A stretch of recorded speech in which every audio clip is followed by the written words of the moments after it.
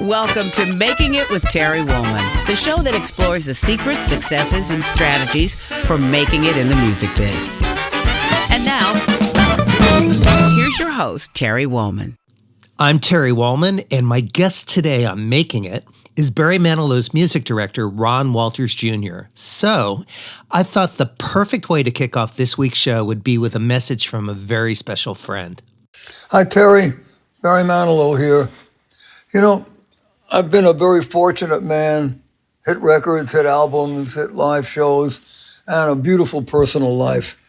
But when I think about moments that I'm most grateful for, meeting Ron Walters Jr. is way up on the list. I am so lucky to have Ron working with me. First of all, he can do anything. I mean anything, from playing every style of music to orchestrating beautifully. But I just love him as a human being. He's funny, he's smart as can be, and he's the most decent man I have ever met. Yeah, I'm a real lucky guy to know Ron Walters Jr. Welcome to episode 150 of Making It with me, your host, Terry Woolman. I'd like to share with you my intention that inspires this podcast. Time passes quickly, and I've learned that we should do what's in our hearts without apologies or excuses. I encourage you to create your life and art in your own unique way and express your artistry with joy and abandon. Be willing to work uncompromisingly for what you believe in. Success will have a better chance of finding you when you live your life with integrity, focus, and passion. Be selfish with your discipline and selfless in your performance. And don't forget to have fun along the way. My guest today is artist and music director, Ron Walters Jr.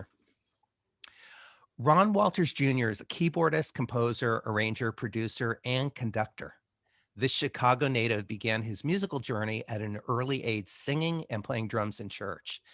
Heavily influenced by the music of Walter Hawkins, Andrae Crouch, Duke Ellington, and Count Basie, Ron fell in love with the piano and never looked back. He went on to study with Chicago jazz piano legend Eddie Baker and composer-arranger William Russo. Ron graduated from Columbia College, Chicago with a degree in composition and a minor in conducting. In 2004, Barry Manilow took Ron under his wing as his new music director. Ron moved to Los Angeles and has served as Barry's conductor, MD, keyboardist ever since. With Mr. Manilow, Ron has performed on stages and TV shows all over the world.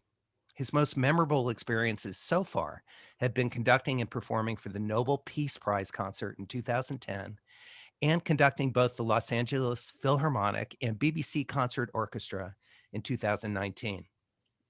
His conducting and playing earned him an Emmy nomination for Best Music Direction for the PBS special Barry Manilow Sings Songs of the 70s. Ron's new Christmas EP, Incredible Love, is currently available on all music outlets. Ron Walters, welcome to Making It. Hey, Terry. Thank you, man. Thank you for having me. You're welcome. Such a pleasure, man. Appreciate it. Really, really appreciate it. Happy to have you on the show. I've been looking forward to this conversation with you. And this seems like the perfect time because you just released your first album, really your first album as an artist. You've been on a lot of recordings. Right. You've produced other artists, including, or co-produced, including Barry Manilow. But this is a really special time for you. And that's part of the reason that I wanted to have you on the show. So let's start with this album. And here's the question to you, because we're both artists. Yeah. I remember, my first record that I recorded was in 1988. I remember what that felt like. I still do. Yeah. I still do. Yeah. And I remember so many vivid details of my interaction with the musicians and the excitement and fear of driving to the studio that first morning and just every aspect of it. So with the understanding that you are probably going to remember this experience for the rest of your life, tell me about how that feels right now for you, and to finally have your record out. And congratulations, by the way. And also, What has this experience been like for you? What was the easiest part, the hardest part? What surprised you the most? What are you most proud of? Wow. Well, as far as, what's most memorable, I think the most memorable thing about it is the time in which, uh, I kind of chose to do this. Like you said, I've done other projects and stuff like that. And I was in a jazz band in college, and we did our first record. Um, and I've worked with churches and stuff like that, and done recordings, and even composed and produced for them. But this was my first thing on my own, after all these years, which is crazy, man. But when you say your drive to the studio and all of that, unfortunately there was not a whole lot of that because of the time we're in. So it was the walk to the workstation and stuff Right. like that. But I think the most memorable thing about it is, the fact that, um, the people I collaborated with, it was just fantastic to be able to do something like this, with everybody kind of being sheltered in their own space and stuff like that, and finding a way to still be creative and communicate with people, and make music. That I'm just most thrilled about, because the my first instincts was, it's gonna suck, but it's very rewarding in that from that perspective, because everything that I got back from different musicians and singers and stuff was, it just it floored me how it all came together, and it all sounded great, and Mhm. so that was very encouraging. It's a weird feeling, because I'm not a young man, and over the years I've always written songs, and even recorded some things, but never released anything. And I think that really, because of this pandemic, um, I felt compelled to just do something, number one, creative, to kind of keep my sanity, Mhm. and number two, I finally got to a point where I just felt like, I think it'd be great for people to hear some of this stuff, that we've been working on. And I started out with a much larger project, but it kind of dwindled down to a select three that I really felt great about. So it will be special because it happened in 2020, Mhm. and because it happened mostly virtually. I mean, I was able to do one session with, with my worship team, and we actually did that before the pandemic started. Mhm. So I started this and figured, oh yeah, man, we're gonna do a whole bunch of sessions, and it was one session, and then it Wah was like, wah wah. you can't be around anybody, yeah.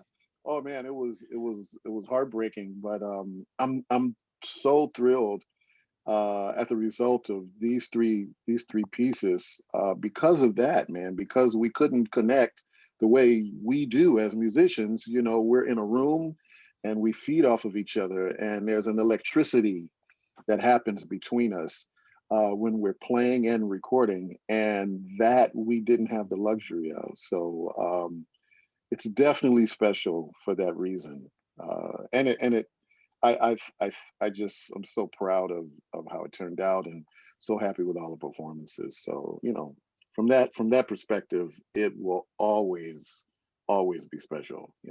It sounds magnificent. Thank Bravo. you, man. Yeah, Thank you beautifully so done. much. Appreciate that. So I understand why this was important to do now, but what took you so long? I mean, why not before? I wish I had a great answer for that. The only thing that I can say is, first of all, I don't ever think, I think maybe over the last few years, I kind of felt like I was an artist and artistic enough to do something on my own. I've never really felt that like that person. I've always, kind of taken pride in, um, my upbringing is out of the church, man, and so, um, as a piano player, I mean, I started on the drums and everything, but once I got in high school, I was playing piano, and music for me was I learned it in church, and it was a huge level of accomplishment to be a really great accompanist, and not that I'm that, but that I actually was think that you was are, but that's oh well, I can thanks, say that. man. I mean, listen, there's it's a never ending journey there, but It is, but I you do really have an understanding of how to follow a singer. You that I will say that definitely, on the pop stage professionally, if you're not following the singer, you're going to hear about it, but you're not going to hear about it during the song. mm-mm.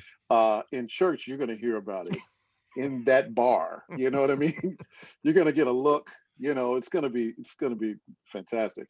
But I think for me, I hate to say or make an excuse, but I think I always focused on being a accompanist, being a trying to be the best piano player I could be, and from there I really got into composition and arranging and that side of things, and trying to help artists facilitate what their vision is, and I really got kind of caught up in that, Mhm. which kind of led to the music directing and stuff like that. So I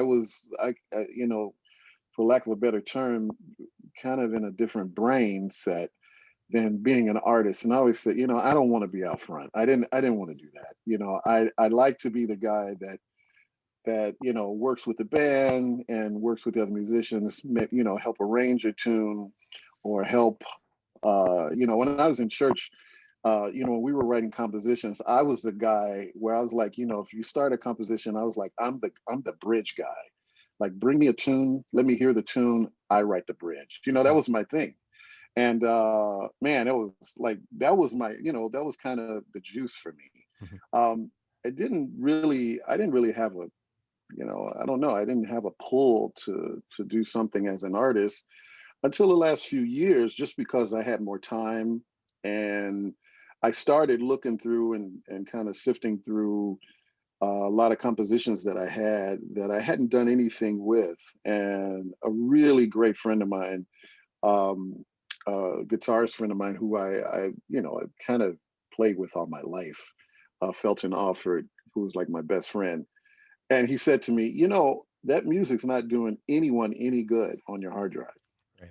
And that was kind of I honestly, that was a huge moment for me, because I don't know why, but I went, oh yeah, yeah, I should, maybe I should, let people hear it. And, especially honestly, Terry, this the one thing this year has taught me, and you may feel the same way as a musician, but um I feel like our jobs, even even though none of us are working right now, I feel like our jobs and what we're able to do creatively is a huge benefit for society. It always has been.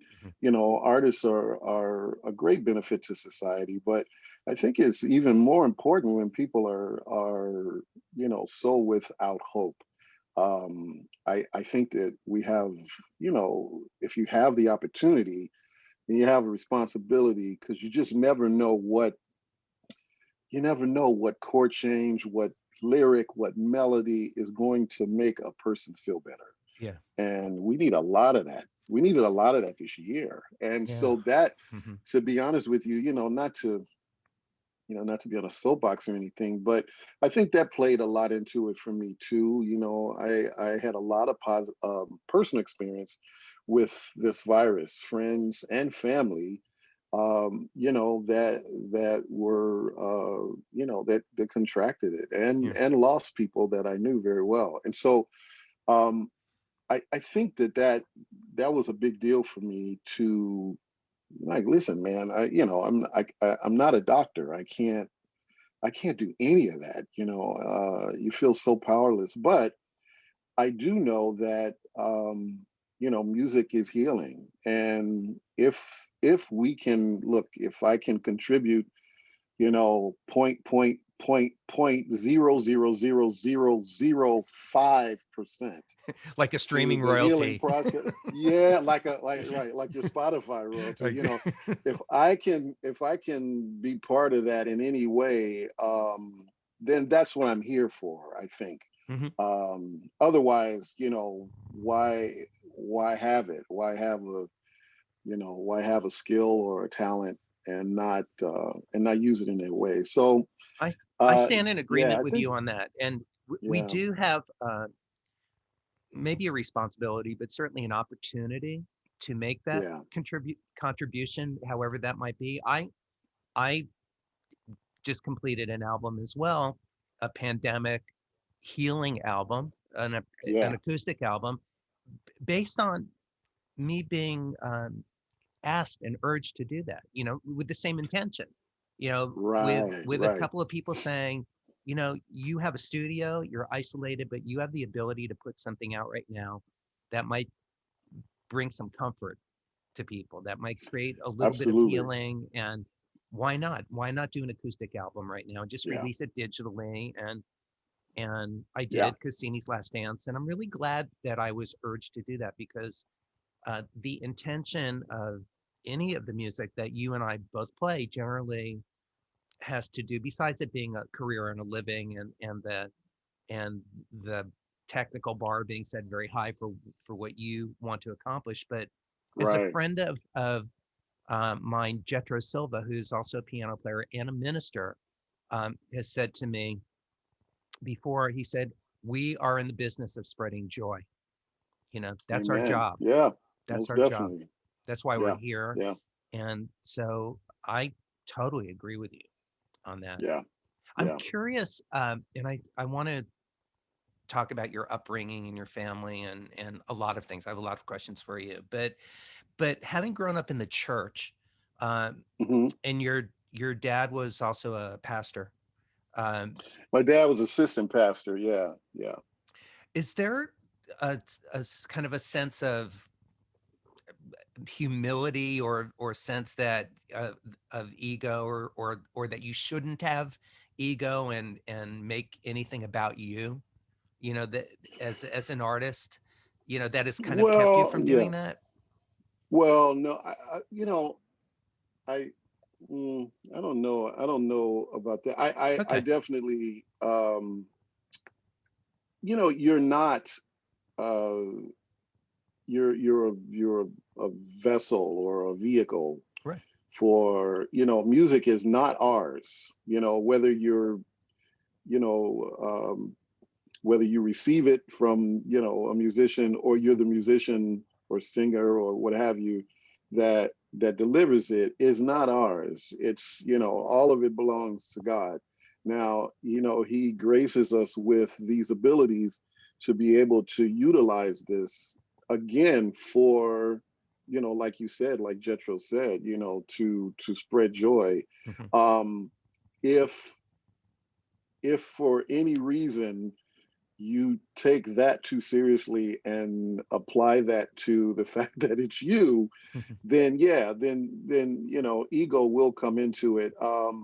You know, my my upbringing in the church, um, I think I understood at an early age, just from everybody around me, that it's not you. It's never about you. Right. And if you're put into a position where you have the opportunity to share anything that any talent or skill, or honestly idea Mhm. that God has given you, that can be a blessing to someone else, that's really what life is all about. Mhm.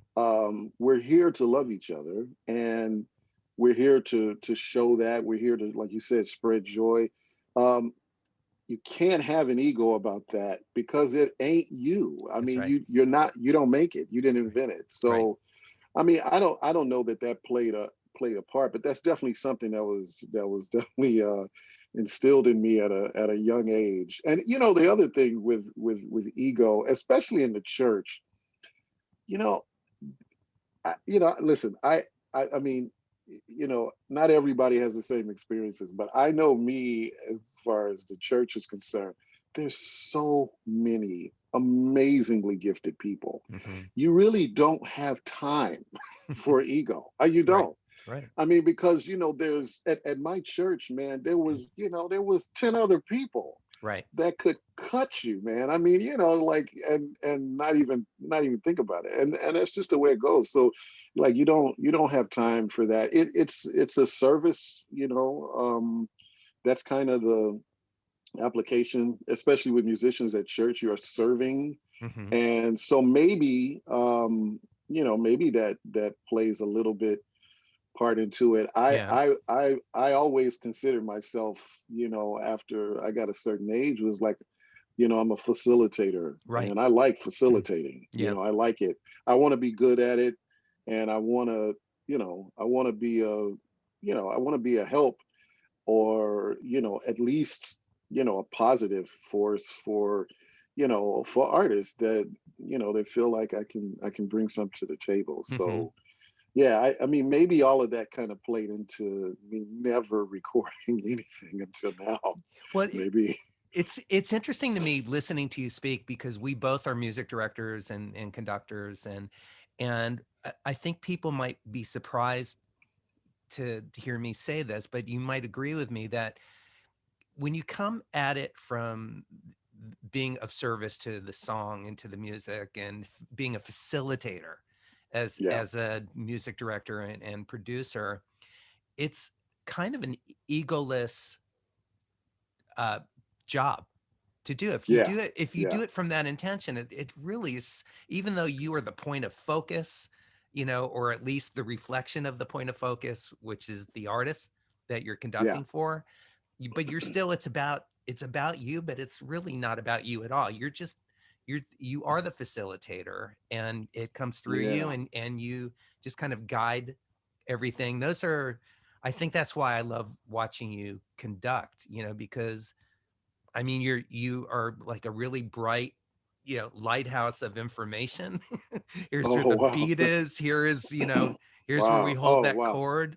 But Yeah. Yeah. but it never feels distracting or in any way, or it just feels like you were just there to serve the song. Um, Well, yeah, I think, yeah, I think yeah, that's the job. I yeah, mean, it is. listen, I working with Barry, the heavy lifting is his gig, Yes. Yeah. and he you know I think that I've I've definitely learned a lot from him, but one of the biggest things I've learned from him is his work ethic and how much effort and thought he puts into the maybe what would be the smallest moment of a performance, or the smallest detail of a recording. Hmm. When you work with a person like that, the goal is, first of all, not to screw it up, because you know and secondly, to not get in the way. And Right. so, Right. yeah, if your head is in it, and your ego, I mean, there's just no space for that, man, because at the end of the day, you're not serving you, you're serving what you kind of witness and you believe is a great idea, and something that's gonna move people. And once you attach to that, it's like, whoa, I want to make sure that I can help articulate his original idea, the artist's idea, or the composer's idea, Hmm. the arranger's idea, and as a conductor, get that point across in the moment, Hmm. but no, it can't be about me.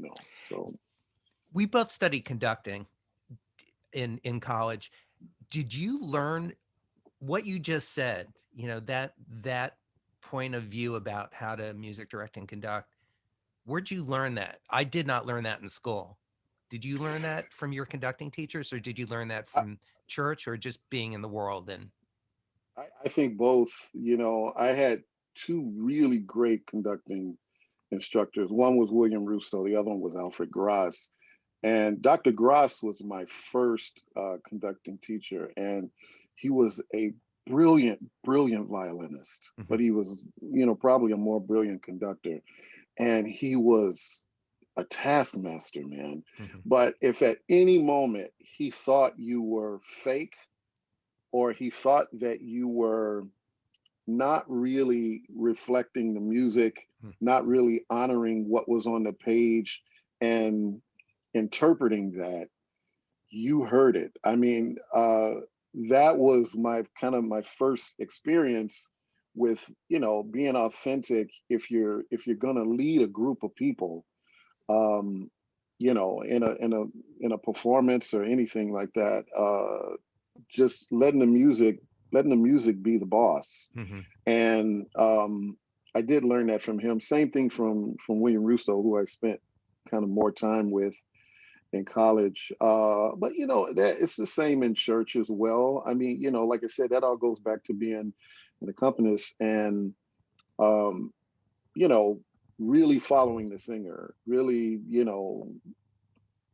not, the whole thing is not leading. It's, it's following Right. well. Right. And like I said, I think it's a journey that you never get off. You never get off the journey. But yeah, I definitely would think that I would say I kind of got it all in different directions. But it doesn't crystallize until you get on the stage and a platform like, with an artist like Barry, who, you wind up in so many different environments, kind of all over the world. And those things matter, man, because at the end of the day, it's those little things that you can't forget no matter what environment you're in. And no matter who you're in front of, I mean, I've been really fortunate to conduct some orchestras that probably would never hire me, because I mean, honestly, I don't have that pedigree. But because of him and because of his catalog of music and these opportunities that come up, well, the best thing I can do is, the one thing I know is I know his stuff, and it's just, try to interpret that the best way I can, interpret what I know he wants, what I know he's written, and like I said, just don't get in the way of it. What is it like for you? I mean, I think it probably makes this even more meaningful for you, and more interesting musically. But the artist that you are music directing for, Barry, is a brilliant piano player and arranger and conductor. Like, he understands, he's got the same Yeah, skill set. So yeah. do you find that that makes it in some ways easier, or is it more daunting? Or I would seem like it would Oh, just connect. It's it's everything. it's hell on earth, man. I mean, Right. no, I mean, it's he's the most demanding person I've ever met in my life, Yeah. but yeah, you're not gonna fake your way with this guy. Mm-mm. It's better to say, I don't know, Yeah. because yeah, he's kind of he's been exposed to everything, Right. and he can conduct. He's music directed. Right. That's his lineage. Well, that's his And background for people that that's don't his know. Barry was an background. Yeah, accompanist. He was a piano player, arranger, accompanist, songwriter. The singing and songwriting actually came to the front line, was not the original intention of what he was doing. He's a right. musician. So I mean, Yeah, right. brilliant He's a musician. real true musician and an He's one of arranger, us. and Yeah. yeah, yeah. And so yeah, like I said, that's why I always kind of couple, I'm his music director, but I always say, our our time together has been more of a mentorship, because Mhm. all of these things he really knows how to do. He really knew how to do, and a lot of it, I had been exposed to, but not on this level. Right. So a lot of it I've learned from him, and it is, I joke about it, but it's been an incredible journey, man, just to kind of get a bird's eye view into his world. And I mean, the kind of prolific nature of this guy and his music and stuff. It's a master class, man, Yeah. because Right. there's nothing a guy really, I mean, I always say from a musical standpoint, you know people don't really get how versatile he is, how versatile his ideas are. I mean, we know him as this pop singer, pop balladeer. That's kind of what people associate with him. But his sensibility is off the charts. Oh, It's like, yeah. I mean, you're very rarely, I would say, you're just not gonna get in a room with a person that has that much of a high sensibility and a high IQ, for the lack of a better, just musically knows what works, knows what doesn't work. Like, there's very few people that you're going to get in a room with that's going to be on that page. And I'm sorry. And, a lot of people don't know that. If you've had some time with them, you spend some time with them in those circumstances, you'll get it. And everybody does. But, Well, one great example of that is, if anybody's in doubt of what you're saying or not really clear about it, go take a listen to the American Bandstand song that Barry right. wrote, with not only wrote but arranged with the chromatic horn lines and the very sophisticated vocal arrangements. Yeah, yeah. It is unlike, I mean, it's at such a high level of not just songwriting but arranging. Oh yeah, It's off yeah, the hook. yeah, definitely, man. And he's got a whole catalog of Sure. stuff like that. So yeah, you can't phone it in. You go to work, and that's for everybody in the camp. Like, you come in, with your best foot forward every day. Right. Because of that. And it's great. It's always a challenge. And for me, as a band leader and stuff, it's always a challenge. It's never, well, I'll phone the day in and, I'll get back at it in a couple of days. Every day is a challenge, a good challenge. And, from that perspective, you got to be grateful, man, because you can't help but grow in those circumstances.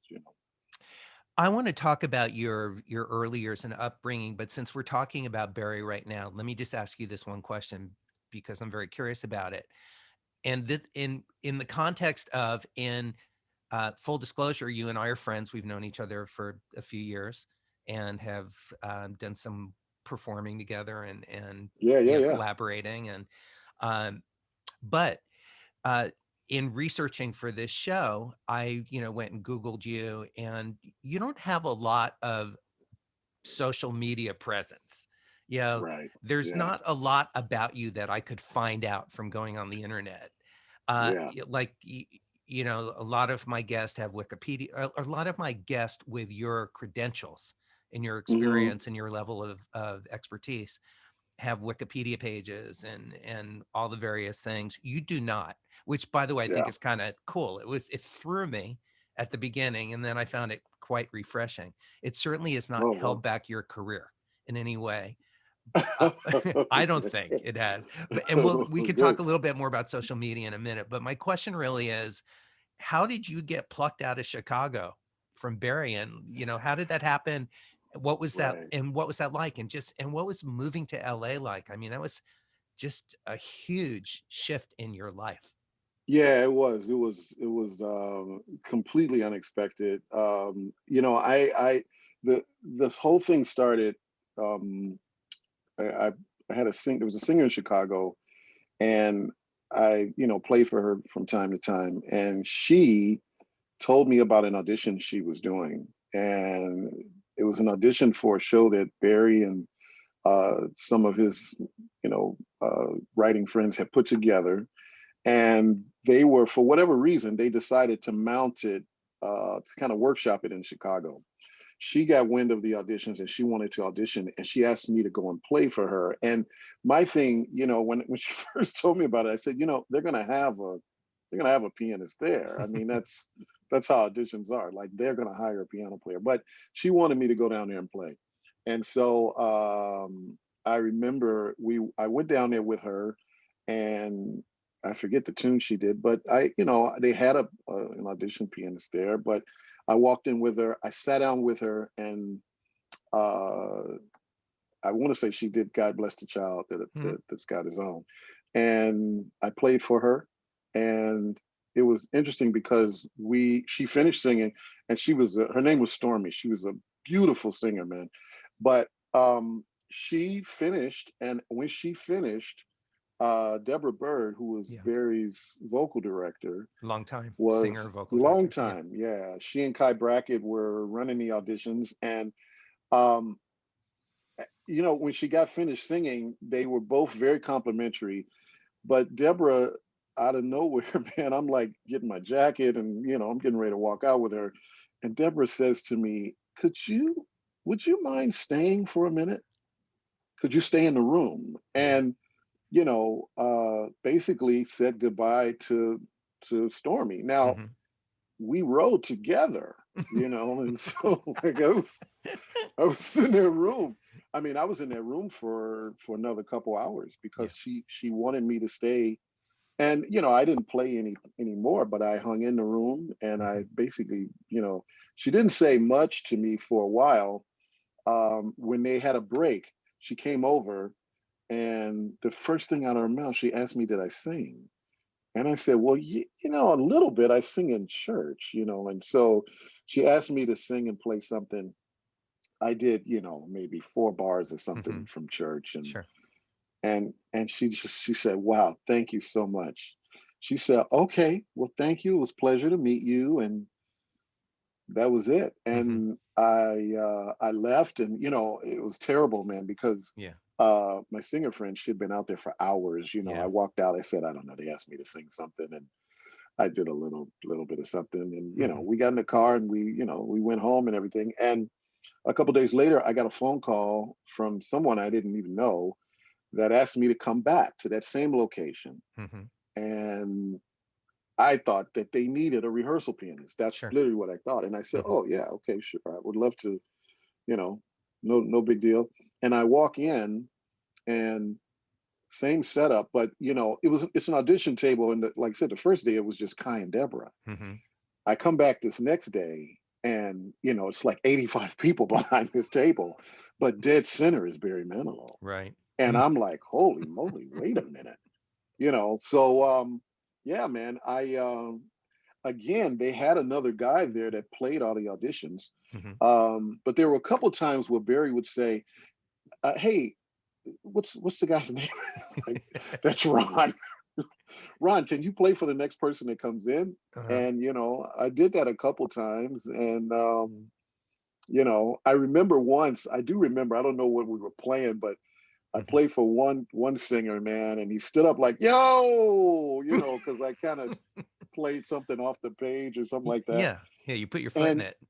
Yeah, and that was kind of it. And then there was a little bit of a break, and he walked over and he said, yeah, so I'm putting a show together, and I need a local band here, and can you put a band together? And it's like, oh yeah, sure, man. I mean, none the wiser.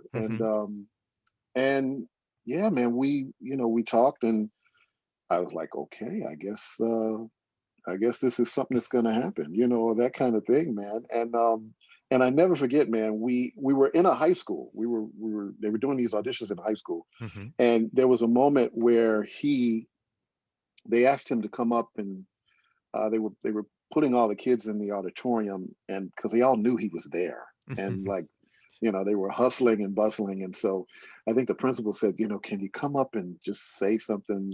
It was a performing arts high school. Now that I remember, it's Duke Ellington Performing Arts High School. And so we all go upstairs with him, and he's just gonna. We figure, I'm like, what? I don't know what I'm doing, but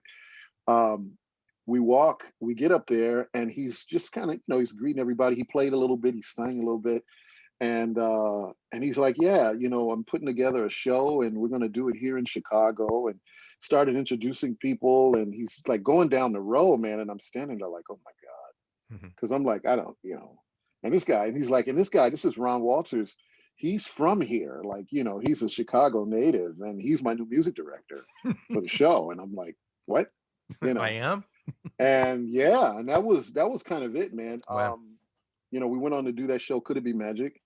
And we had just a great time doing that. And then that show actually ended because of 9/11. We were, kind of doing well, and then 9/11 hit, and people stopped going out, of course. Sure. Right. And so I didn't hear from Barry for a couple of years or so. And then the next time I heard from him, he was doing something on American Idol. And since he was working with these younger artists and performers and stuff, he asked me to come and do some arranging for his week. It was like Manilow week. And I did that, man. And it just kept rolling from there. It was like we did 2 weeks out in LA. And as those 2 weeks were winding down, he just said, yeah, I'm not letting you get away, man. Yeah. So it's so yeah, he's a wise man. Well, listen, I was I wasn't quite ready for what all this was, but it definitely happened unexpectedly. And moving to LA, my biggest reason for moving to LA is because at the time I had 2 babies, 2 really small kids, and I was really concerned that I'd be gone so long, they wouldn't know who I was. Right. And so I moved to LA, and I tell everybody that asks me about my move to LA,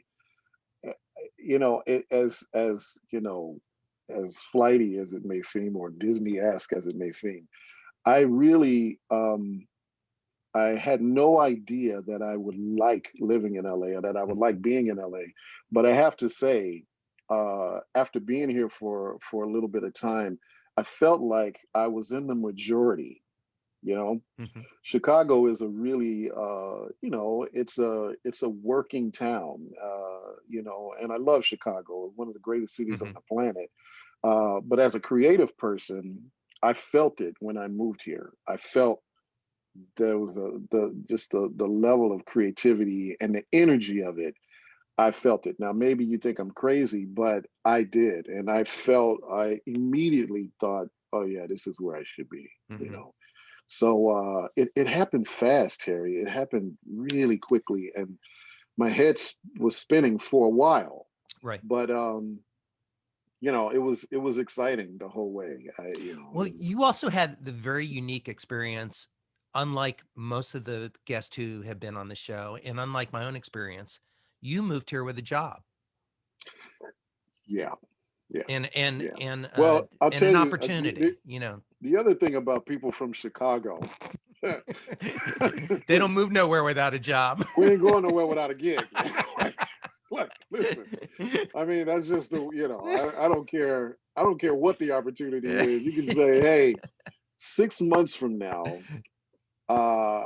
6 months from now, you're gonna be playing, like, Terry, 6 months from now, I'm gonna hire you to play with Sting, and you're living in Chicago, and you go, talk to me in 5.5 months.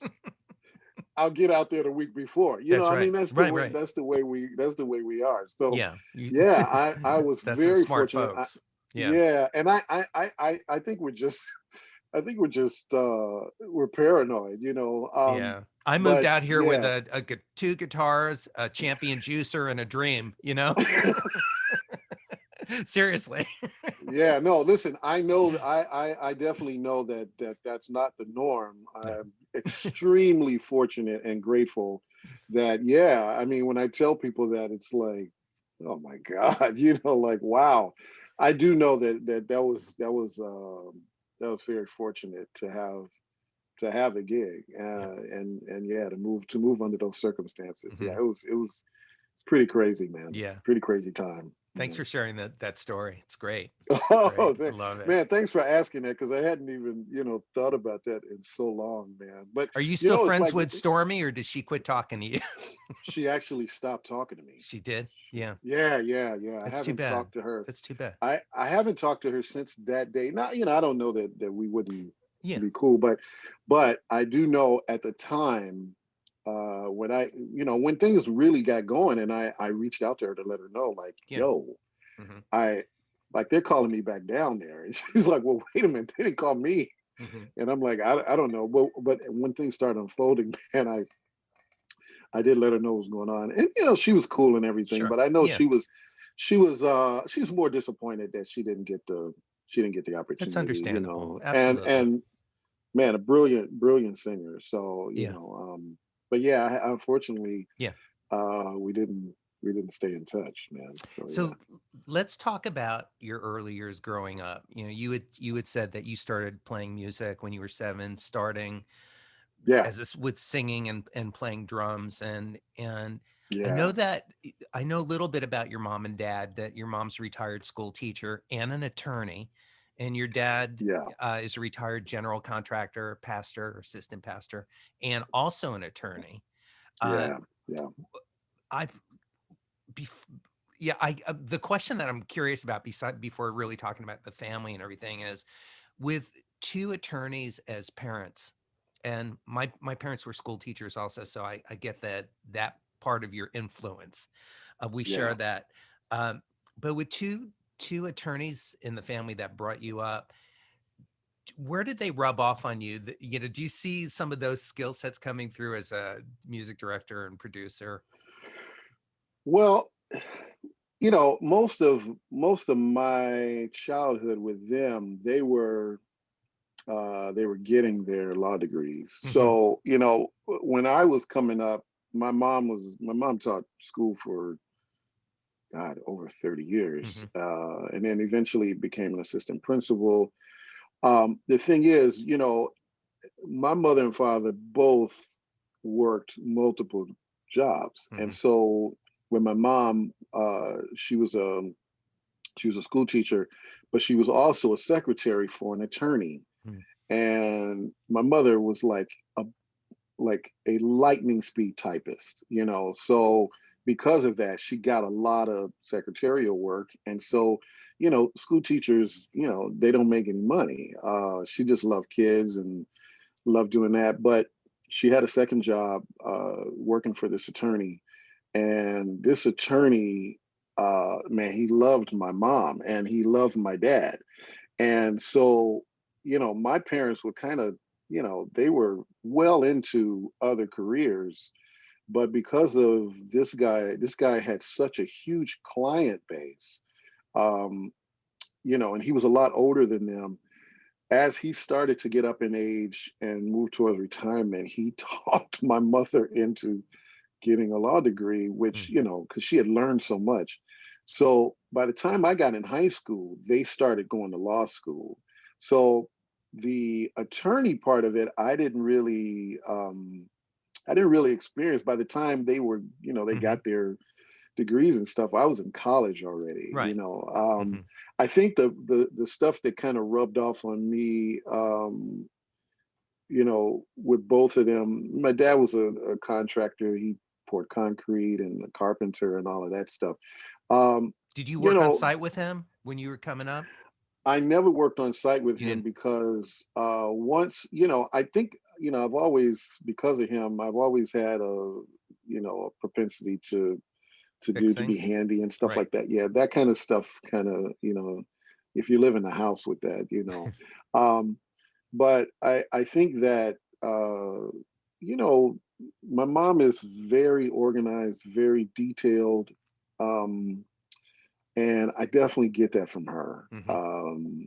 She she was one that, kept notebooks and always wrote things down, and just, very regimented with stuff like that. And, when I was a kid, I hated it, but she always told me to do that. And Hmm.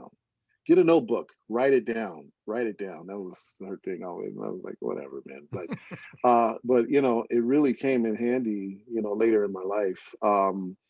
You know, my dad was a little bit different. My dad was more of uh, the free thinker, and you know, he was definitely one that I think he was always a hopeful person. No matter what the circumstance, he always had a hopeful outlook, and I definitely got that from him because my dad could look at a train coming his way and say, "I think it'll stop." I mean, it's like, you know, 300 miles an hour coming Mhm. at you, and it's like, I really think, I think the brakes are going to work. Mhm. That was my dad. So those things I got from them. You know, later in life, like I said, by the time I was in college, they both, you know, got their law degrees and stuff like that. And, you know, it was a joy because for them, it was a little later in life that they moved into that kind of career. Mhm. And I got a chance to watch them. They really love the law, and they love, you know, I mean, it's like on so many levels, you know. Um, so I don't know that really, I don't know. I don't know that I was influenced by Mhm. that part of what they do, but definitely, definitely my mom was a school teacher and being regimented, and my dad, I Mhm. think just, my dad was a creator. He was, you know, when it came to carpentry and stuff like that, he saw that as a kind of a creative thing. And his work was really good because of that. Mhm. Because he always tried to, no matter what project he was working on, you know, if he's building a kitchen for a neighbor, it had to be, you know, a kitchen that no one had ever built before. And that, you know, for me was huge, man, because I'm like, well, I mean, everybody's got a kitchen, you know. But for him, it was like, oh no, no, this is an opportunity to make something great, you know. Right. And Mhm. you know, so yeah, those are the things that I think influenced me with them, you know. So growing up, you know, how did you at 7 years old talk your parents into letting you play drums? Because I was banished from Yeah, drums. I wanted to play drums. They said, okay, you're going to be on a practice pad for 6 months with the teacher. yeah, And I did that because I really wanted, and I finally worked my way up to a snare drum. You know, that's what they yeah, gave me next. And, you know, I think I studied another 6 months or a year, you know, learning paradiddles and the discipline yeah. of being a drummer. But I thought by the way this is going, I'm going to be 30 years old before I get a full drum kit because they didn't know. Right, We had three boys, right. you know, I had two brothers and they Oh just yeah, said, yeah, yeah. yeah. So did they encourage you to be a musician, to express yourself musically? Well, I think, yeah, when I was younger, yeah, because it's, you know, let's find something for him to do. Right. My mother always says, you know, I was definitely her most destructive child. So yeah, so her How thing many kids in the was family? How many siblings? four. I'm the oldest of four. Mhm. And my mom just kind of felt like, well, if we get him some drums, Yeah. then all of that energy will go He'll into right, he'll the tire drums. himself Now, out. you know, yeah, time himself out. I mean, we'll have to put up with the noise. But we had a decent size, you know, we had a pretty large house. And Mhm. so they kind of put up with it. I had a certain range of time when I could play. Mhm. And, you know, I think it was helpful for them because it meant that, I mean, listen, I would do stuff like, you know, you go in the bathroom and the Right, sure. piping from the sink, I've removed a piece of it because I just could. Mhm. And so for her, it's like, well, listen, if we can, you know, we can Keep him busy. tunnel that, yeah, keep them busy. So yeah, they were all for it at certain points of the day. Me playing the drums, you know. But once they got home, it was like, Yeah. give me the sticks, you know. So what about Yeah. singing? Was just the singing something that just came natural? Did everybody in the family sing? Singing, no, my grandmother was the singer. You know, she had my grandmother had an amazing, just a beautiful, beautiful voice, and was a enormous jazz lover, man. So anytime I was at her house, you know, that's all she played. Mhm. She had great. She had records of everybody. She loved Dinah Washington. Mhm.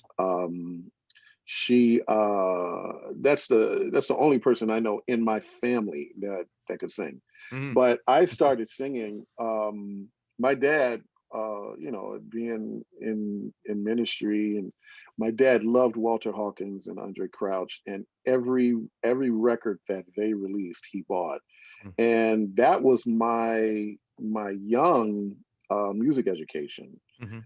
Because that's what was played in the house. That at Motown, it was Walter Hawkins, Andrae Crouch, and any Motown artist. Outside of that, man, I didn't even know what music was outside of that, to be honest with you. But I listened to that stuff so much, and the songs just kind of get in you, Mhm. and I would just sing it. And we at church I would sing, and I hated to sing because I had stage fright. So, Mhm. there were times when, our pastor would ask me to sing. She thought I had a really great voice, and I was little, but Mhm. I would, oh my God, I would cry. I would just like Mhm. break down crying and everything. Um, but she kept making me sing, and my dad kept making me sing and stuff. But the thing is, I to myself, like at home and stuff, I love singing, not so much as a singer perform, but I love the songs. And I learned those songs, and I didn't know what they were doing, but I knew I loved the quality in their voice. And that these, especially Walter Hawkins, I thought he had one of the, and still, I think one of the most beautiful voices I've ever heard. Mhm. And he had such a large range, Right. and I was like, wow, that guy can sing high. Mhm. That's the stuff that appealed to me as a singer. And all I was doing was kind of imitating that. So yeah, I love to sing, but I didn't want to sing for people. Mhm. I didn't want to do that. I just like to, try to make the sound. Um, I don't know if you remember this experience that we had together, but you had come to my recording studio. I believe you were co-producing. It was Barry Manilow Sings the Songs of the '70s. It was one of those albums, but you needed to do a vocal session, oh stacking yeah, yeah, vocals. yeah, yeah, yeah, So as it turned out, my studio was a good place for you to do that. And you yeah. It came was over. great, man. Yeah, it was, and I had a ball just, That doing was a that with great you. room, man. Yeah, I love Yeah, it that was. room, man. Thank you. Yeah, it was, Yeah. I missed that studio. It was great. It was my old house. But we made some great music in there. And I'm so happy that you and I got to do that together there as well. But this was at one point, I didn't know this about you. I didn't know that you were a singer because you don't present yourself as a singer. You generally just play. And I don't mean just play, Yeah. but I didn't know that was something that you were good at. And you went to sing a part to the session singers that were in the room. Hmm. And I could not believe how beautiful your voice was. And Oh I wow. and I was surprised. I don't know if you remember how surprised I was. And I said, I didn't know that you could sing like that. "Ah, I don't really sing." I go, and I said, "What is wrong with you?" you know, why if I could sing like you, I would just be singing all the time. And I understand a little Yeah. bit more now why, if you had stage fright when you were a kid, but Yeah, and not it surprised me that listen. you had such a gift that Oh you wow, weren't thanks, man. embracing or taking advantage of. Yeah, you can tell yourself a lot of stuff, man. But Yeah, I you're right. listen. I have over my lifetime have heard some of the most, like you, I'm sure, have heard some of the most amazing Yeah, singers, man. yeah. So, yeah, I don't by any stretch of the imagination call myself a singer. I think that if I work at it, I think I can carry a tune, Yeah. and that's kind of my thing. You'll never get me to say I'm a singer ever. It Well, just won't it's happen. all relative though. You're right, because what you Yeah, just said about what we tell ourselves is kind of an interesting thing. I remember yeah. years ago, I was hanging out with James Ingram. We were at Mm. a friend's house and we were in the kitchen and just kind of catching up. And James just sort of off the cuff said, he goes, "Man, I'm not I'm not even the best singer in my family." And I said, "What are you Oh my talking God. about?" And he goes, "Oh no." He goes, "I'm not the most talented singer in my family." And I said, "Are you talking about your brother Philip?" who's a great session singer. He goes, no, I'm not even talking about Philip. I'm talking about my brother who's a minister. He lives like in Central Wow. California, and he Oh he my said he God. sings circles around the rest of us. He just hasn't wanted to be a professional singer, and that Oh, kind of stunned me. I tell you, Terry, I mean, Yeah, listen, from James Ingram, that's pretty that's right. remarkable. It is. But I will say that in the church, in the church world, over my lifetime, I've known some singers that you just can't believe, Right, right, and you'll right, never know their names. I mean, right, they don't. I mean, literally, they have no aspiration right. outside of the Worship. ministry Right. and worship. They have no aspirations outside of that to be well known, to be popular. So, like, I'm sorry, but when you cross paths with people like that, Yeah. that literally, man, it's like they open their mouth and, like, if God has a voice, that's it. You Right. know, Right. it just, I'm sorry, man, it just pales in comparison to me. I But to hear understand that that. from James Ingram is kind of crazy, It because is. that's like one of the most synonymous voices ever. Absolutely. But Good Lord, that's crazy. it's all relative. It's all, like you said, what you Yeah. tell yourself. And there is a little bit of happenstance involved. I mean, James was discovered, by Quincy Jones when somebody was pitching a song that James had sung the demo on. And, Wow. as the story goes, that's a great song. Who's that singer? I need to meet Yeah. him, Right.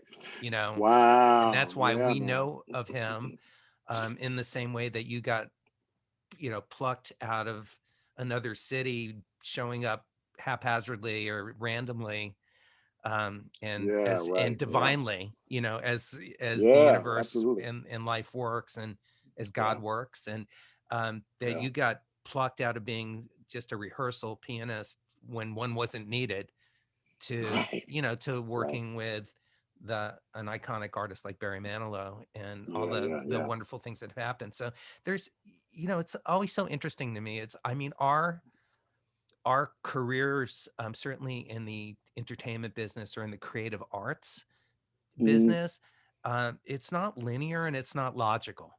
It's not based on our Definitely. talent and our gift and our dedication or focus or discipline.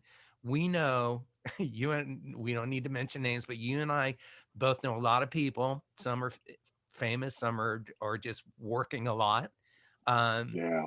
that aren't particularly disciplined. They're not even necessarily focused.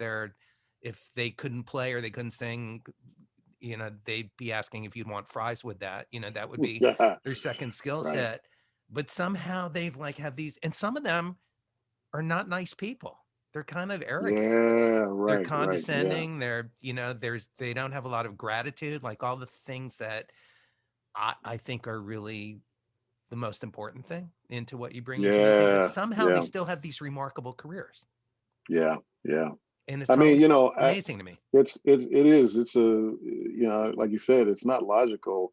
I go back to the I forget the scripture, but there's a scripture in the Bible that says the race isn't given to the swift or the strong, but Mm, to the one that endures. right, So right, right. I always chalk that up to, listen, I mean, you're not going to get along with everybody, and your personality is not going to mesh with everybody.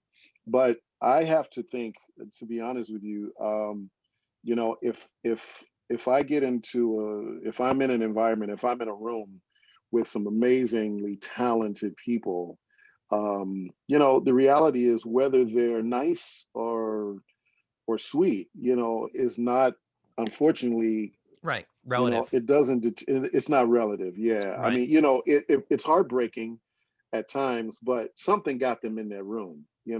and Yeah. so it's a quality. Everybody's been, given a quality, and if you take the opportunity and you endure what you need to endure to get there, you may be a complete asshole Right. Oh yeah. We when know you them. get there, but we know. Yeah.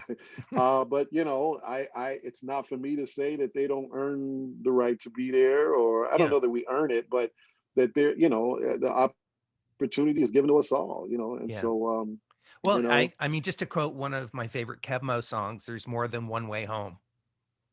yeah, There right. are many paths to That's right. achieve and That's right. to Yeah. facilitate music. Yeah. You threw out a little scripture. There's something I read last night that made me think of you. Forgive me if I don't get it completely accurate, but let your light so shine before men that they may see your good works and glorify your Father in heaven. I'm Yeah. Jewish. That's not that's from Matthew, Yeah. from the scripture. However, that's more the road that I follow and that you follow. Like you said, we are the vessel. Yeah. I don't Yeah. believe that uh, that the music is ours. If we in our best moments, it comes through us. Absolutely. Yeah. Most definitely. You know, That's a great scripture as well. yeah, You know, be in our like I said, just getting out of the way, and we've been given an amazing gift, and it's a gift that doesn't just bless us; it blesses others. Because listen, I right, can sit down at a piano for an entire day, mhm, and I'm okay. right, Seriously, right, it does it for me. Now, I mean, somebody else may hear what I'm playing and go, doesn't do it for me. But the reality is someone else will and feel great about what they're hearing. mhm, Um, it's that part that's the most important, man. It's, like I said, it's not about us, but I'm fortunate and I'm grateful that I have this thing that I can't touch. I can't bottle it up, to be honest with right. you, but I'm grateful that I have it, and I'm grateful that, um, that I can express it, and, people respond favorably to it. So, Now that you've dipped your toe into the water of being an artist yourself, do you want to do more of that? Are you feeling I the joy would of like, that? yeah, I definitely would. What that means, I'm Or not are you sure just yet. overwhelmed by the whole experience? Because I know it's Well, overwhelming. I tell you, it yeah, it was. It was shocking how overwhelming it was. I Right. mean, I called you more times than you probably wanted to hear from me. No, You and Melanie, man. I like. I actually appreciated that you um, invited me into your process, that you Oh trusted wow. me No, enough. I Pleasure. definitely, Yeah. they're friends that I Yeah.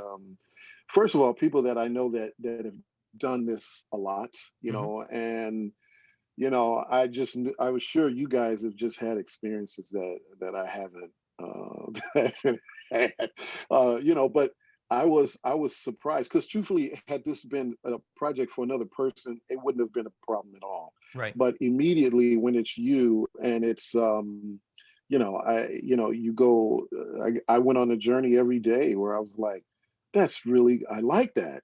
I hate that. Yeah. And oh my God, I'm terrible. And nobody's gonna like that. I mean, I went that journey every day, and it completely tore me up. And so, I did have to get to a place to realize that, if you're if you're going to do that, if you're going to do this, then you have to be able to handle that part of it. Hmm. But I think, listen, if these three songs had turned out horribly, Hmm. you'd never hear me mention this again. You know what I Right. mean? Right. It's that the finished product was such, a great collaboration with other performers and stuff like that, and I was so happy with the way it turned out. I wasn't, content. Hmm. I could still change it now. To be Sure. honest with you, at some point you have to let it go. But I think because the outcome felt so good to me, yeah, I would love to do more. Now I have ideas to go Right. further and do some other things, and learned a lot, doing it this way. And Well, let me ask you about that. And I'm curious because you and I had some really interesting conversations along the way in the process, because you did reach out to me as yeah, as a fellow artist and producer, uh, and I really enjoy those conversations. And a few of them were talking you off a ledge, Yeah, and yeah. as we were talking about the other day, a few of them were pushing you off the ledge. you know, Right, right, it right. wasn't, one direction or the other. But what's your takeaway on the conversations that you and I had along the way, and your experience in doing this? Like, what did you learn? Was there anything significant in anything that we talked about that helped or made it harder, and or just from the experience? Because Hmm. a big part of this is, the ability. One of the things I remember talking about with you is not just the ability to have an idea, but how to follow through, how to take it to the finish line. Right. So And yeah, yeah, and to really, I mean, that is a big deal because, like I said, I started out with a full album. eight or Yeah. nine pieces. And yeah, I mean, it's humbling when you Hmm. realize that I've got what I think are really good pieces, and but the further you get, you realize like, well, that needs more time, and then you have to start cutting things, and so I think I learned a lot about that part, because there were moments, given a timeline of everything, where I figured, you know what, I just won't do this, I'll wait. Did you feel like I'll do it quitting? next year. Oh, absolutely. Every other day. Right. But the quitting for me wasn't uh, it was just second guessing myself. I just, I really learned that part of myself that, you're not as confident as you think you are. You're not. Right. uh, and but I think I've felt like, that's okay. I don't know that I need to be um I think I can feel that and still move forward. The biggest thing was, yeah, like you said, seeing it through to the end and crossing the finish line. And, And you trusting know, your instincts, a- yeah, and trusting your that, point of view, your perspective. yeah, yeah. And you want to, you hope that what you have to say or what you have to present is valid, and that people are going to get it, or Right. people are going to be, they're going to appreciate it, in some kind of way or another. And so um, getting across the finish line, even with, like I said, less tunes than I started with, was still, it was still something that I had to kind of mentally prepare myself for every day. And then especially getting to a place where, okay, this is what needs to go out, Hmm. and then getting those to the finish line. Yeah, it was a real thing. That was probably the biggest takeaway is, having an idea is one thing, getting it across the finish line where you can actually hand it to somebody to to hear the idea, or Hmm. to experience the idea. It's a lot of work. The one thing that it's funny, because like I said, I have been a part of you know a few record projects, man, but it's never been all on me, Right. everything. Right. And I have an enormous, not that I didn't have before, but I gained a lot more respect um, for artists that are doing it independently. If you got a, yeah, like you and Melanie, and I think, like, Cy Smith, man, to me is Oh like, yeah, I I love mean, she should everything write that a she does. book, to be honest with Yeah. you, Yeah. because Yeah. she's uber talented, but it's the drive that she has, and we both know other artists Hmm. that are like that. But if you got a machine behind you, you got a record label behind you, which it takes, you know there is, I'm not discrediting that, because you know you have to accomplish enough to have for a corporation to say, we got you, we're going to Hmm. back you, Hmm.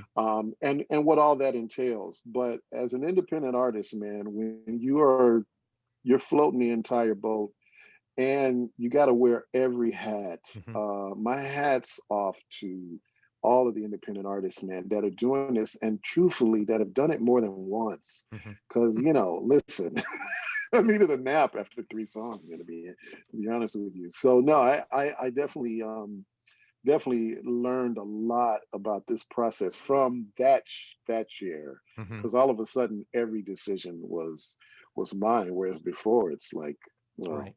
Right. I don't like that. I don't like that B section. We're gonna change it. That kind of thing. Um, all of a sudden, it was every note. You're responsible for everything, and so yeah, huge. Um, test of your ego and humility. Because yeah, Yeah. Well put. I agree. yeah, Every yeah, time, every album. Uh, yeah. I I want to just briefly ask you about your Emmy nomination for Best Music Direction. Congratulations on Mm, that, and uh, thank that you. must have been thrilling and made you The proud and whole your show family was proud. thrilling. Oh, it's a beautiful show. Yeah, Yeah. the show was one of the I mean one of another highlight in um, this tour bus. Like I feel like I'm on Barry's tour bus, but I get to Mhm. I got a seat near the front. Yeah. And so it was just another huge memorable moment, man. And we we had an orchestra that was a contracted orchestra, large size orchestra out of New York City, and man, the whole shoot was musically it was phenomenal. It Hmm. really Hmm. was, but it was trying to get it all done in those few days. It was just like you had no idea what it was going to end up Right. being, Hmm. because I mean, we shot so much stuff that didn't make it. We shot so much stuff, and man, it's New York, man. So everything has got to be immediate and fast, and Hmm. it's a lot of money. Hmm. And there's so much pressure. The whole couple days, it was just pressure, pressure, pressure. And there were moments of just beautiful music, and then stress, stress, stress, stress, stress. Like I mean, you name it. So to see the finished product and hear the finished product, man, I was completely blown away, Hmm. honestly, Hmm. by what we kind of all created. And to get an Emmy nomination was incredible. I mean, I definitely never expected that, but it was icing on already an Yeah. already great tasting cake. In addition to that amazing honor, you were also honored in being listed in the 2004-2005 edition of Who's Who Among African Americans. I think that's Yeah. fantastic as well. That must have Yeah, been again, something thrilling. else that I didn't know. My sister, my late sister, actually, uh, came to me one day, and like I don't know how she found it, but she sent it to me, and I was like, "Did you make this up?" Right, right. I thought she had like photoshopped some stuff together. She's Hmm. like, "No, man, you're on this list." I don't know how that happened, Terry. I don't, it was fantastic, but I did write to them and thank them for including me. I never heard anything back from anybody. I don't know how that happens. Hmm. Somebody nominates you, and I don't know the process or anything. Hmm. But yeah, that happened out of nowhere. You Mm. know, just yeah, it was That's quite magnificent. yeah, it was It quite takes amazing. it takes me back to the beginning of this conversation about, again, you not having a big social media presence until now. I mean, you've got a Yeah, Instagram page that's banging right now. That's kind of thank a new you. thing for you. I got help. I had to get help. I'm just not, the social media thing is, it's just not it's Yeah. not my thing. I understand it, and uh I think it's important, connecting to people. And it's for us as artists now, and creative people, it's our lifeline, Yeah. especially right now. So Yeah, with touring uh having stopped, absolutely. touring haven't stopped and everything. So yeah, I had to get help from somebody that knew what they were doing. Hmm. And that's been a great help, and helping me connect with other people and Hmm. stuff like that. But yeah, before that, oh my God, yeah, so that's why you had such a hard time, buddy, because Yeah. I just never went near it, unfortunately. Well, Yeah. again, as I said, it clearly has not held back your career. And there's something refreshing to me about knowing that it's not a place where you have put a lot of energy, that Oh you're wow. focusing on it now. But I think it's kind of, in a way, I'm a little envious of you because Wow. because because it's a fine line. You can spend as an independent artist or as a self-employed, even if you're not an artist, but as a self-employed musician, hmm you can spend. It requires and deserves for you to put time into handling your career. Yeah. But it can Yeah. also, there's always a fine line between that and it taking away from the actual craft of what you're doing. Not getting Yeah. to pick up a Yeah. guitar or sit at the piano because you've Yeah. been handling your business. Yeah. How do Yeah. you balance all of that and being a dad to kids? Your kids are older now. Yeah. Yeah. Thank God they're older now, but I don't have the answers. I mean, I do the best I can, like everybody, I think, and Hmm. now being more aware of you know taking care of the social part of it, or the marketing business part of it. Yeah, it's incredibly daunting, and there's so many hours, so you're not going to get it all done. Hmm. You just have to do as much as you can. If I don't sit down at a keyboard, I can maybe go a day without it. And after a day, but I think about it. if Hmm. i if I don't play the piano today, like, I know it and I hate it. Me too. After 2 days, like, I'm not going to go 2 days without Right. it. I haven't done it ever. But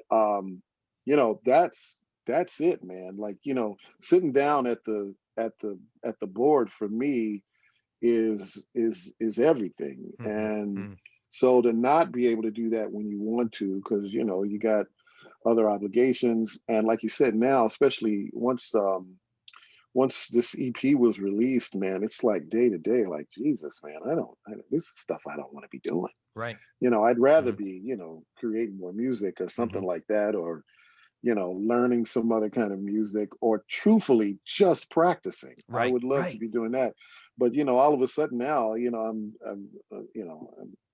I'm trying to figure out, talking to bloggers and stuff Hmm. like that, but it's all stuff you got to do, man, because at the end of the day, you're your boss, and if people are going to experience what you have, then you gotta get it to them, or how do they know? Hmm. So it's definitely a juggle that I'm not doing well. I have to be honest with you. Hmm. I'm not doing it well. I hope I get better, as it goes. But for me, I'm okay. Um, if the biggest thing for me is practicing. If Hmm. I've done that day, and if I've spent time with my kids, like, okay, Right. that's a productive day.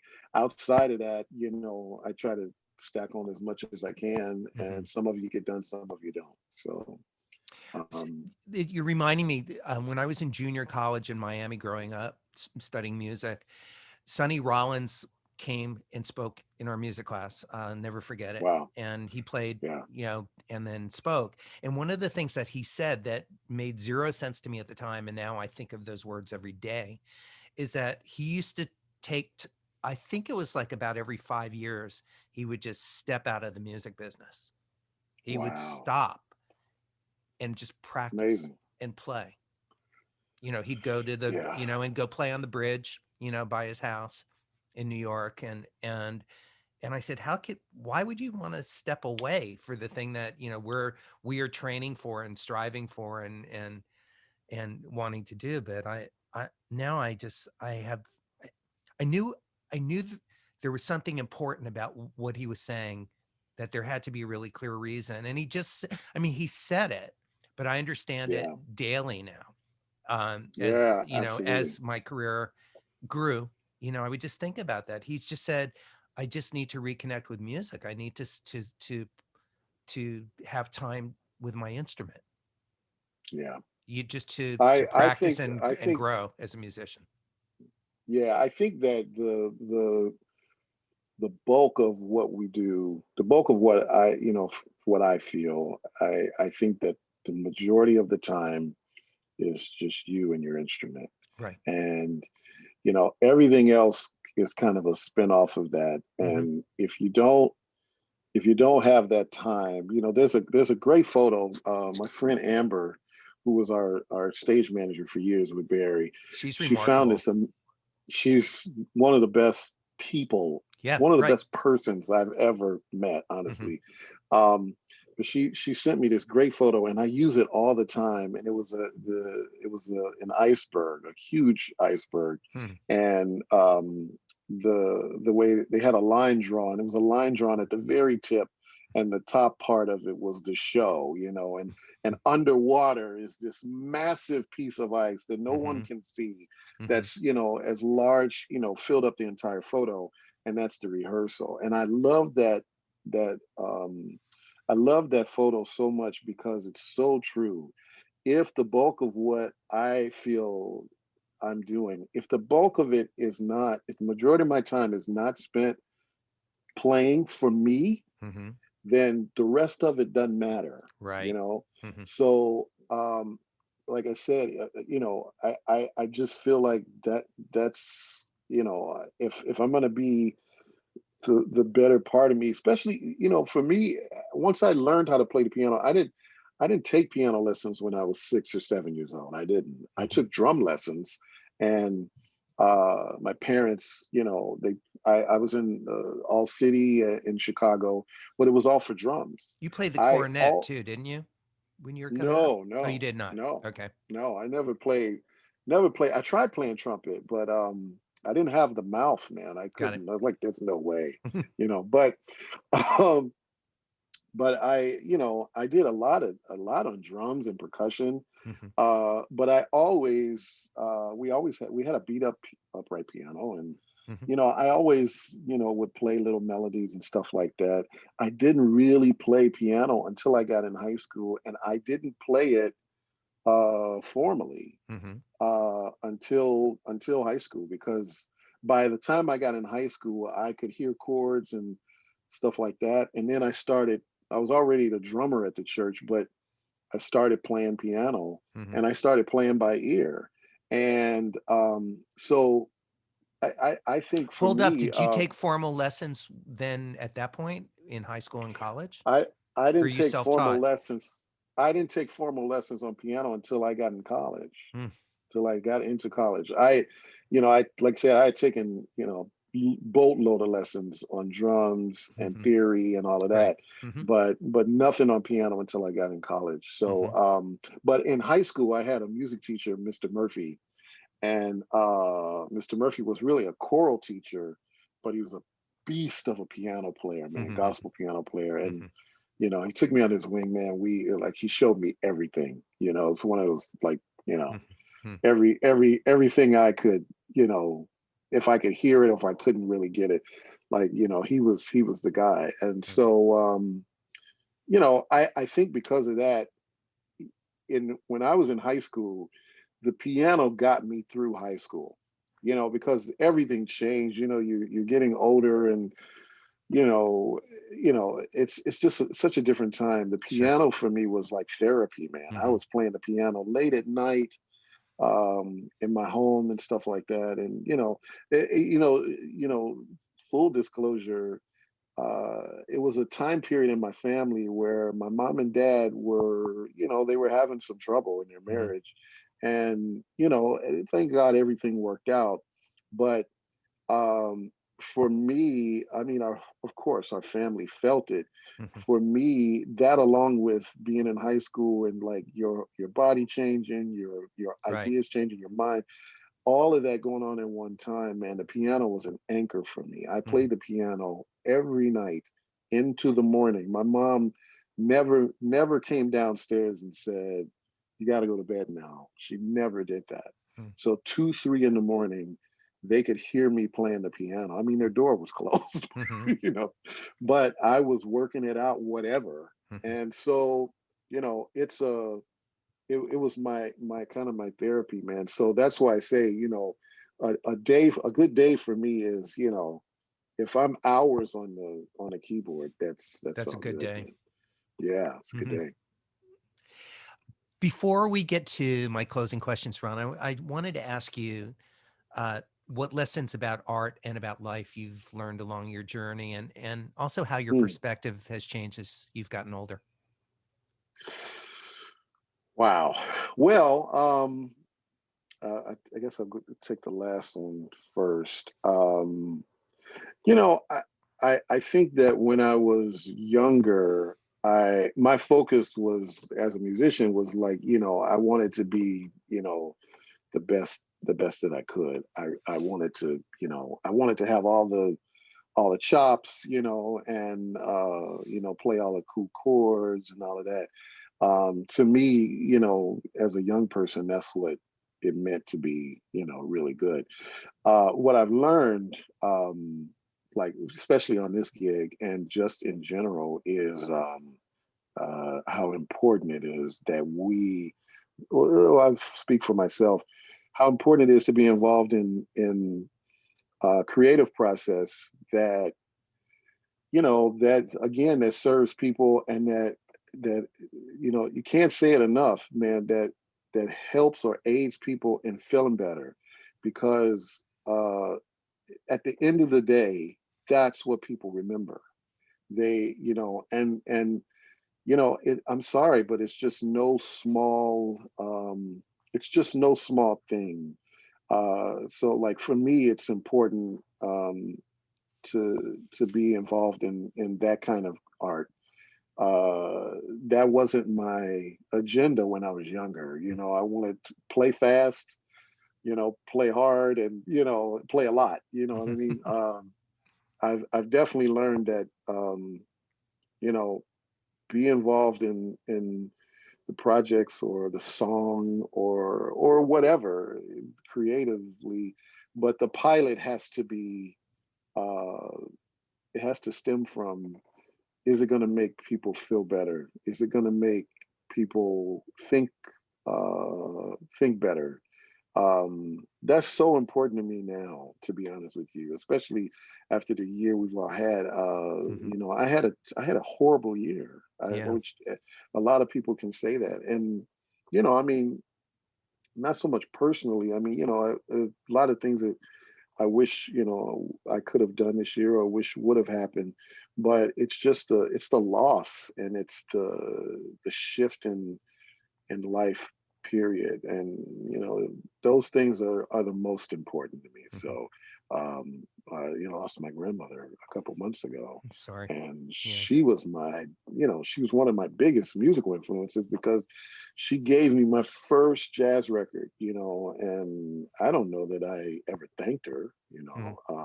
She was really proud of me. I know that she told me that all the time, but I didn't expect that to happen. And it's just when you start losing people left and right, you just realize that, what do you deposit?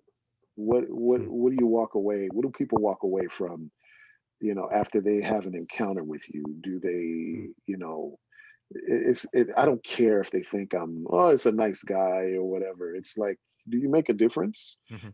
Do you, if is there is I mean, if I'm at least thinking about stuff like that, then I feel better about myself. You know Mhm. what I mean? So Mhm. that's, I would say, getting older, that's become a lot more important to me. I forget the other question you asked. It's really the lessons about art and about life that you've learned along your journey, which you basically Yeah, just answered the question. yeah, And yeah. and again, how it might have changed as you've gotten older. But Yeah. is there anything profoundly different in the way that you think at in this point of your life as younger, versus when I know that. you were younger? Yeah, I know I'm not gonna do it all. I know I'm Mm-hmm. not gonna, I'm not gonna cover everything. Um, the quality is definitely more important than the quantity. Mm-hmm. Um, and it may sound cliche, but and try to enjoy the journey. I think that I have focused a lot of my attention towards, like I said, specific things, and trying to be good at facilitating and that kind of thing, and certain aspects of I guess my career, without focusing on myself, Mm-hmm. and what what I have to, as a creative person, what I have to say, and what I can create on my own. And so, I definitely have more of a mind to do that, to do those Mm-hmm. kinds of things. I think ultimately, yeah, I'll be happier doing those kinds of things. And so yeah, I've definitely learned that. Mm-hmm. You know. That's perfect that you said that, because you actually just answered one of my final questions, which I don't need to Oh ask you wow. now, which is, what is making it mean to you, both personally and professionally? And I think you very clearly just articulately express that. So thank you for that. Can Wow. you share 3 tips for success that have driven your career? Uh, 3 tips. Number one, like we've said it. It is not about you. Um, it is, for me. I found it, vitally important to, as my mom said, write it down. Write down what you've done and what you didn't do. Um, be authentic with everybody. Because it will come back. It will come back around. Um, if you're capable of, everybody always says, you don't walk into a gig and say what you can't do and stuff like that. And I'm not saying that, but be yourself, because what you find out is, if you don't know uh, what a person or a situation is looking for, you may be exactly what that situation is looking for. But if you're pretending to be something else, then you may not get the opportunity, and you find out that you know you actually were the right person for the opportunity, Mm-hmm. for that experience. um, those are the 3 things that have helped me. i Mm-hmm. i I am neurotic about writing down the things that I've done, and the things that I want to do. I dream on paper. Mm-hmm. I do that, and in most situations, I try not to make it about me. Um, if it's not about me, if it's about whatever the situation is, um, there's got to be something bigger in the room, in the discussion, bigger than you. It Mm-hmm. has to be. And like I said, the third thing is be who you are, man. Be who you are. Um, you know, whether you feel comfortable with it or not, try to be as authentic as you can. And my final That's all question, I got. Ron, to you. That's beautifully Yeah, said, by the way. Thank you. thanks. At this point of your life, with everything that you know to be true, what would you tell your younger self? Little 7-year-old singing, drum playing Ron. Oh wow. Take more time for yourself. Hmm. Get to know yourself. Don't be scared. And you know, explore who you are, get to know who you are. I think, creatively, I'm learning more about myself now, and I'm 50. I wish I had done it sooner. You know, that's what I would tell myself. Like, look in the mirror a little bit more, and you know, find out who that guy is, especially creatively. Mm-hmm. Well, you're doing Yeah. it now. Doing it now, man. Yeah, yeah. Wish me luck. Good luck. Yeah. One of the beautiful ways that I see you doing that is by becoming an artist, by releasing some of the music that's been on that hard drive that you're talking about. So Definitely, good for you. yeah. Good for you. Yeah. Thanks, man. Thank Yeah. you. Appreciate it, man. All your help, man, and encouragement. I can't tell you how much it means. I knew, I was like, I'm borderline like a nuisance, you know what I mean? And sometimes I would text you or text Melanie, like, what did you do when this was, and then a little bit later I'm going like, God, dude, just wait till tomorrow, that kind of thing. But I can't tell you, man, I appreciate all of the feedback and positivity, man. You guys were really amazing. Oh, my pleasure and honor. Absolutely. Thanks, Any man. Ron, any final last words, closing thoughts to our audience? I